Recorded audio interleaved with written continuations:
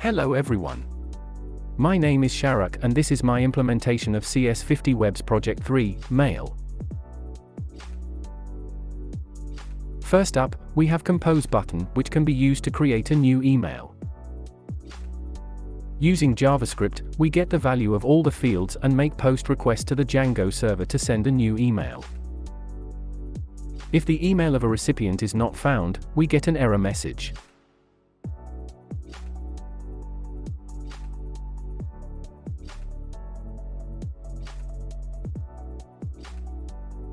Otherwise, the email is sent to the recipient and sent mailbox is loaded. Now, if we log in with recipient's account, we will see that the email is received.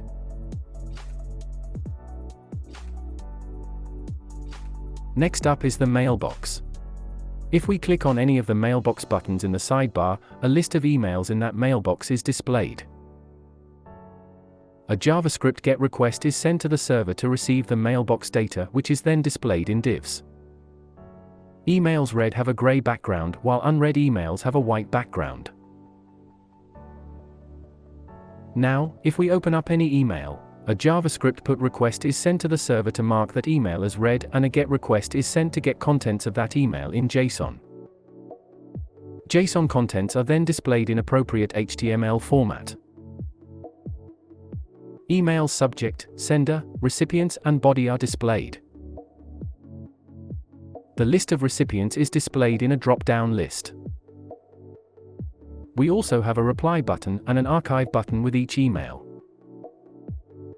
Using the archive button, we can mark inbox emails as archived. Similar to marking emails as read, a PUT request is sent to the server to mark an email as archived. Once an email is archived, we are taken back to the inbox. Archived emails are displayed when we click on Archived button. If we open up an archived email, we can unarchive it, which sends a PUT request to the server to mark an email as unarchived, and then again, the inbox is loaded. Lastly, we have a reply button with each email. Clicking on it takes us to Compose email form, where recipient, subject, and body are pre-populated with appropriate data. Notice that the subject has a prefix to show that this is a reply. Some line spaces are added in the body, before the timestamp, to let the user know what they are replying to.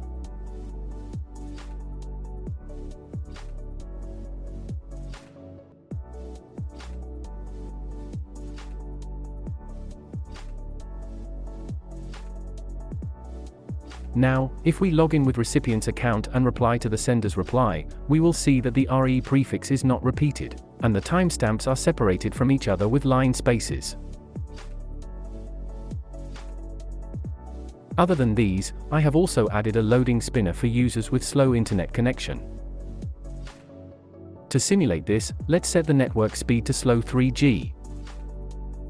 As you can see, when a certain request is being processed, a loading spinner is displayed and all the buttons are disabled until a response or an error is received from the server.